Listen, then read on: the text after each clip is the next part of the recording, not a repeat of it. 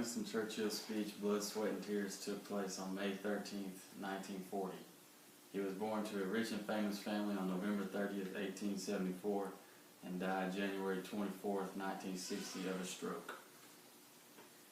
He gave his speech to the House of Commons of the British Parliament. At the time, it was one of the finest call to arms yet uttered. It came at the beginning of World War II and was seemingly unstoppable. Winston Churchill was a man that will never be forgotten. Winston Churchill's speech took place at the beginning of World War II, and at this time Hitler and his armies were roaming across Europe.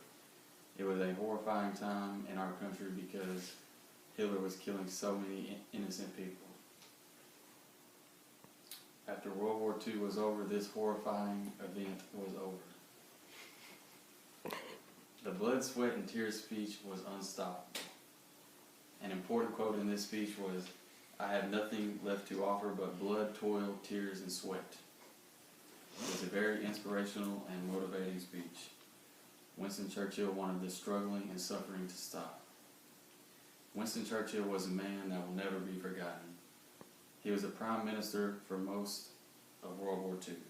He was famous for his speeches and his strong will to never give up. For a time, he was known as the most famous man in Britain. Winston Churchill's speech, Blood, Sweat, and Tears, will always be an important speech in history. Winston Churchill was a man who never gave in. It was delivered at the beginning of World War II and will never be forgotten.